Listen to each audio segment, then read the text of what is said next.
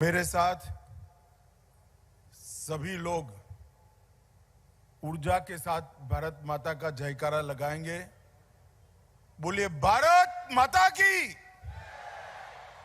क्यों भाई, क्या हो गया अंडमान निकोबार वालों की आवाज को? ऐसी आवाज नहीं होती है भाई।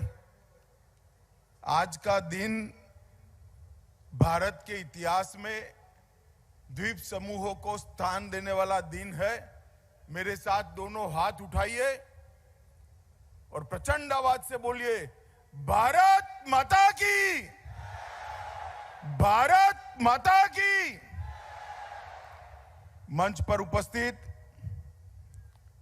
अंडमान निकोबार द्वीप समूह के सम्माननीय उपराज्यपाल श्रीमान डी.के. जोशी जी, भारत सरकार के गृह सचिव श्री अजय कुमार भल्ला जी, अंडमान निकोबार द्वीप समूह के सांसद कुलदीप जी और आज इस कार्यक्रम में आए हुए सभी प्यारे भाइयों बहनों, आप सभी को नमस्कार। मित्रों, आज का दिन गृह मंत्रालय के आइकॉनिक वीक के समाप्ति का दिन तो है ही, जो नेताजी सुभाष चंद्र बोस की स्मृति को देश भर में संजोने के लिए आयोजित किया गया था। आजादी के अमृत महोत्सव में इस वर्ष के अंदर अनेक नामी गिरामी स्वतंत्रता सेनानियों के जीवन कवन को भारत की नई पीढ़ी के सामने रखने के लिए प्रधानमंत्री जी ने हर मंत्रालय को जिम्मेदारी दी है।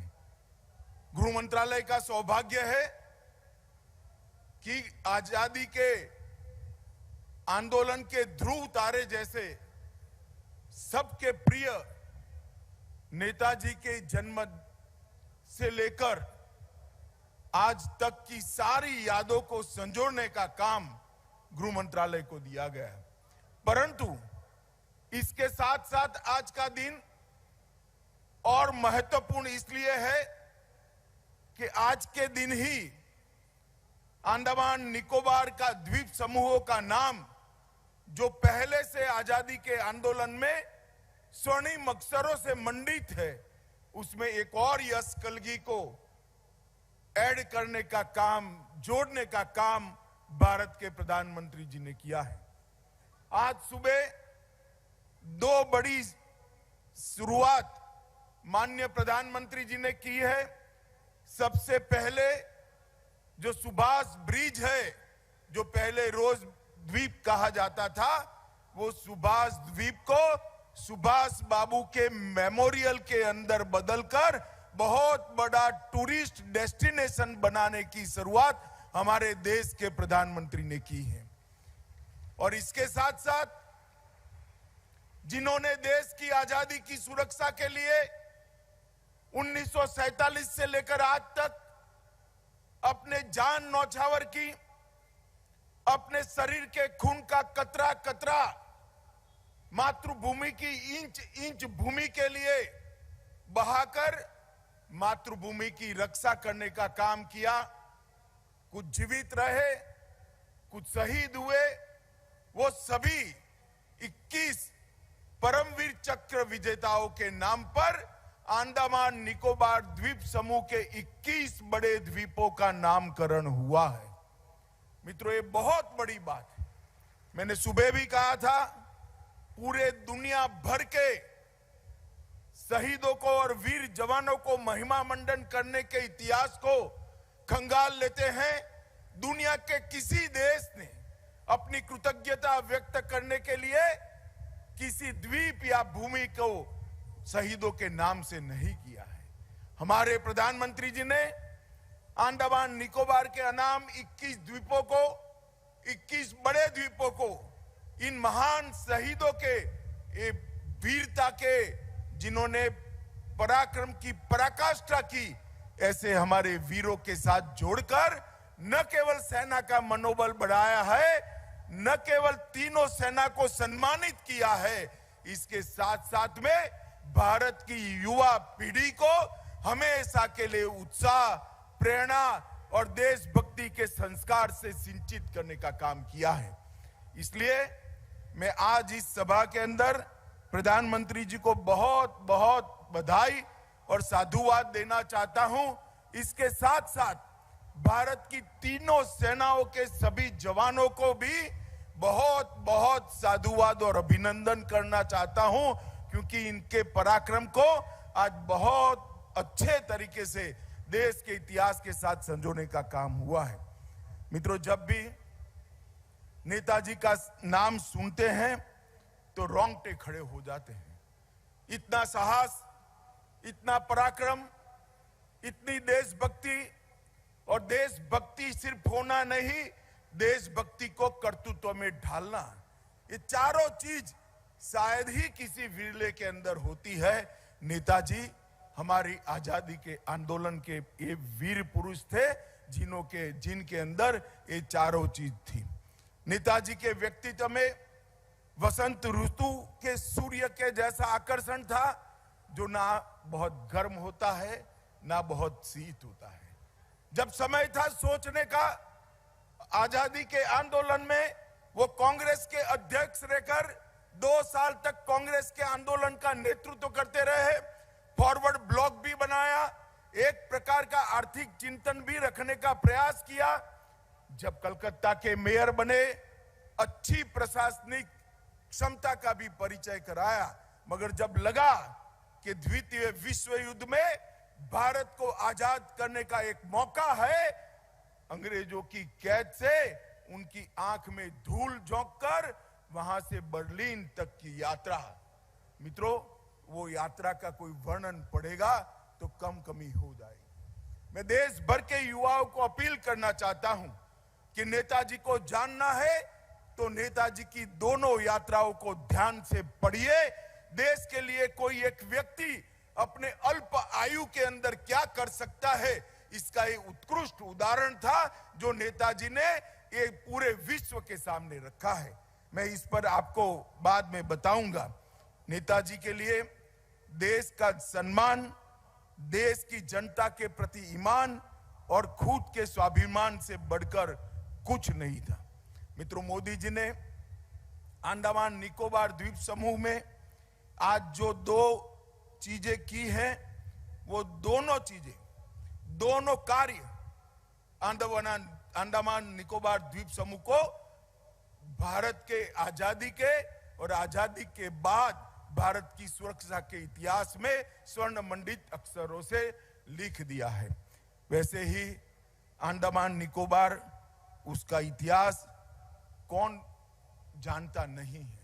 यहीं पर आजादी की तीर्थस्थली जैसी सेल्युलर जेल है, जहां वीर सावरकर ने अपार यातनाओं को सहते हुए कभी न झुकने वाला जज्बा दिखाया था, जहां पर अनेक सन 57 से लेकर सन 47 तक, 1857 से 1947 तक अनेक कैदियों ने यहां रहकर आजादी के आंदोलन की तपस्या करी थी। पूरे देश के युवाओं के लिए मैं हमेशा कहता हूं, इस सेल्युलर जेल एक मॉन्यूमेंट नहीं है। देश के युवाओं के लिए आजादी के आंदोलन का एक तीर्थ स्थान है, और वही जगह पर जब तप्त लोग आज अंग्रेजों के परेशानियों से, उनके जुर्मों से तप्त आजादी के लड़ाकों को यही भूमि ने मां की तरह सांत्वना देने का काम किया था। और इसके साथ साथ अंडमान निकोबार का ये द्वीप समूह वो सौभाग्यशाली भूमि है जिसको पूरे भारत के अंदर सबसे पहले आजाद होने का गौरव मिला। 30 दिसंबर 1945 को हमारा अंडमान आजाद हो गया था। मैं तो जब भी द्वीप समूह के भूमि पर पैर रखता हूं, रोमांचित हो जाता हूं। ये भूमि पर नेताजी ने ध्वज फहराकर अंडमान को स्वतंत्र करने का काम किया था, और आज वहीं पर नेताजी की स्मृति में एक द्वीप पर स्मारक बन रहा है। देश नेताजी के उपकारों को, उनके ऋण को कभी चुका नहीं सकता। मगर हम एक छोटा सा प्रयास तो जरूर कर सकते हैं। उनके जीवन से, उनकी वीरता से, उनकी देशभक्ति के गुण से नई पीढ़ी सीखे, ऐसे स्मारक बना सकते हैं। वो काम आज मोदी जी ने किया है और मैं इसके लिए अंडमान निकोबार द्वीप समूह के सभी नागरिक भाइयों बहनों को बहुत बहुत बधाई देना चाहता हूं। इस सप्ताह के अंदर जैसे अभी छोटे से वृत्त चित्र में आपने देखा, मणिपुर के मोइरांग में जहां पर नेताजी ने हिस्सा भी जीता था, बारडोली सूरत जहां नेताजी अध्यक्ष बने थे, कोलकाता जहां उन्होंने पहली बार मेयर भी बने, स्नातक की डिग्री भी, उपाधि भी हासिल की, नागालैंड में कोहिमा, गुजरात में हरिपुरा और कटक जहां उनका जन्म स्थान था, सभी जगह पर गृह मंत्रालय ने अलग अलग कार्यक्रम कर नेताजी की याद को संजोने का और उसको आगे बढ़ाने का काम किया है। मित्रों, नेताजी के जीवन को हम ध्यान से देखें तो उस जमाने में देश के सारे युवाओं का स्वप्न होता था आईसीएस अफसर बन जाए और अंग्रेजों के राज के साथ जुड़कर अपना जीवन सफल कर दे। नेताजी आईसीएस तो बने, सिलेक्ट भी हुए, पास भी हुए, मगर अंग्रेजों की नौकरी करना पसंद नहीं किया। इस्तीफा देकर उन्होंने देश को आजाद करने की मुहिम के अंदर जुड़ना पसंद किया। सबसे कम आयु वाले कोलकाता के मेयर बने, सबसे कम आयु वाले कांग्रेस के अध्यक्ष बने और 1938 में फिर से जुड़कर आए।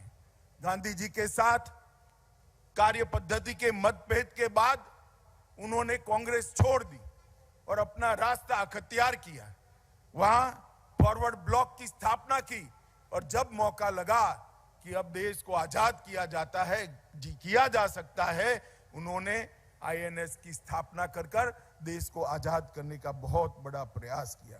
उन्होंने गांधी जी से मतभेद के कारण कांग्रेस तो छोड़ी, मगर आजाद हिंद फौज का जब रेडियो बना तब उन्होंने बापू से आशीर्वाद मांगकर अपनी लड़ाई के लिए विजय के आशीर्वाद मांगे और उन्होंने कहा था कि बापू आपके आशीर्वाद के बगैर मेरी ये लड़ाई सफल नहीं हो सकती। ये उनकी विनम्रता बताता है। उन्होंने आजाद हिंद फौज का गठन किया और एक बहुआयामी व्यक्तित्व, ब्रिलियंट विद्यार्थी रहा, उत्तम प्रशासक रहा, राजनीतिज्ञ रहा, सेनानी भी रहा और सभी गुप्तचरों को पछाड़ दे ऐसी गुप्तचर की कला में भी माहिर होकर कलकत्ता से ग्रेट एस्केप की यात्रा कर यूरोप तक गए। और आज देखें तो कलकत्ता से पेशावर, पेशावर से मॉस्को, मॉस्को से बर्लिन, 7,275 किलोमीटर की ये यातनाओं से सभर यात्रा थी, मगर एक जुनून था कि समय है देश को आजाद करने का, हम अब राह नहीं देख सकते। इसके साथ जर्मनी से इंडोनेशिया, इंडोनेशिया से जापान, 27,000 किलोमीटर की टोटल पनडुब्बी से यात्रा, ये नेताजी के साहस को बताने का काम करते हैं। मित्रों, पूरा देश आज नेताजी को अपना अभिमान मानता है। पूरा देश नेताजी को, उनके साहस को सलाम करता है और हमें नेताजी पर अभिमान है। मोदी जी ने नेताजी के इतिहास को सम्मान देने के लिए, उसको संजोने के लिए कर्तव्य पथ पर नेताजी का एक भव्य स्टैच्यू स्थापित करने का काम किया है। आजादी के बाद नेताजी को भुलाने का, उनकी भूमिका को छोटा कर नया इतिहास लिखने का बहुत प्रयास हुआ, मगर मित्रों कहते हैं ना, जो वीर होते हैं, जो सच्चे होते हैं, वो इतिहास में स्थान प्राप्त करने के लिए किसी के मोहताज नहीं होते हैं। इतिहास ही अपनी गोदी में बिठाकर अपने बच्चे को बड़ा करता है। और उसी तरह आज नेताजी कोटि कोटि सूर्य की भांति चमककर आज आजादी के आंदोलन के ध्रुव तारे बने हुए हैं और हम सबका दायित्व है कि नेताजी के आजादी के आंदोलन में उनकी जो भूमिका थी, आजाद हिंद फौज बनाने के पहले और आजाद हिंद फौज की पूरी लड़ाई की, ये दोनों भूमिकाओं को उजागर करने का और आने वाली पीढ़ियों को प्रेरणा देने का। आज नेताजी का 126वां जन्मदिन है।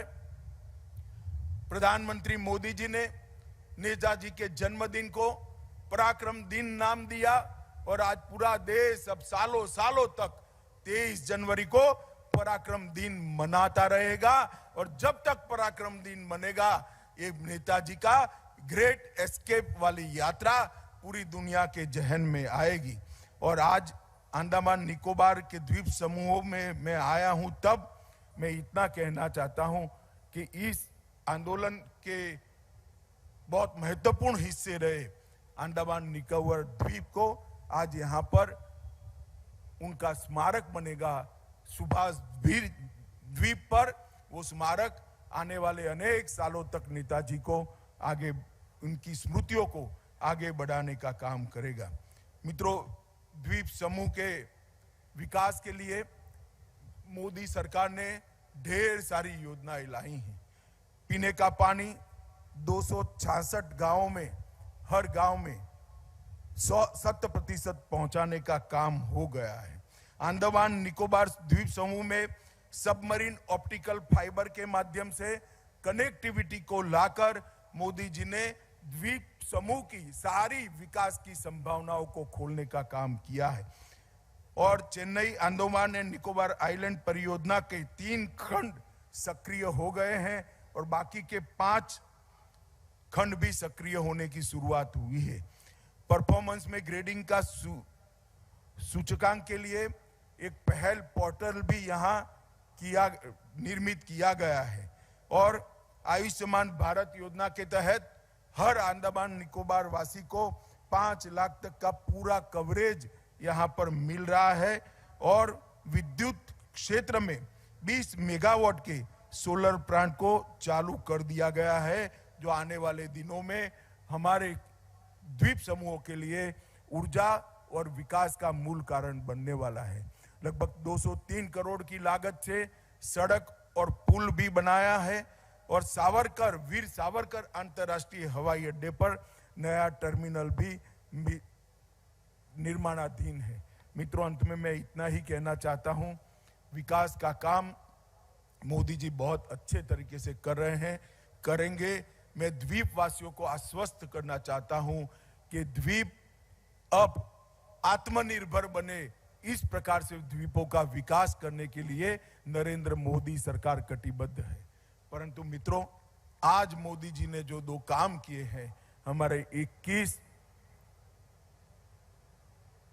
पराक्रमी योद्धाओं को, परमवीर चक्र को प्राप्त करने वाले योद्धाओं को अनाम द्वीपों के साथ जोड़ने का काम और नेताजी की स्मृति में सुभाष ब्रिज को स्मारक बनाने का काम, मैं मानता हूं अंडमान का नाम, अंडमान निकोबार द्वीप समूह का नाम, ये दोनों कामों के कारण अनेक सदियों तक देश के इतिहास के साथ सुवर्णमयी अक्षरों से जुड़ जाएगा। आप सभी को मैं पराक्रम दिवस की बहुत बहुत शुभकामनाएं देता हूं। देश के सभी नागरिकों को भी पराक्रम दिवस की बहुत बहुत शुभकामनाएं देता हूं और हम ईश्वर से यही प्रार्थना करें सब मिलकर कि हमारी युवा पीढ़ी नेताजी के संस्कारों से, नेताजी की वीरता से, उनकी देशभक्ति से, देश को आगे बढ़ाने के उनके जज्बे से संस्कार प्राप्त करे और देश को आगे बढ़ाए। और 2047 में जब देश की आजादी की शताब्दी मनाने का समय हो, पूरे विश्व में हर क्षेत्र में भारत सर्वप्रथम हो, ये वो सपना हमारा सिद्ध हो। फिर से एक बार सभी को बहुत बहुत शुभकामनाएं। वंदे मातरम।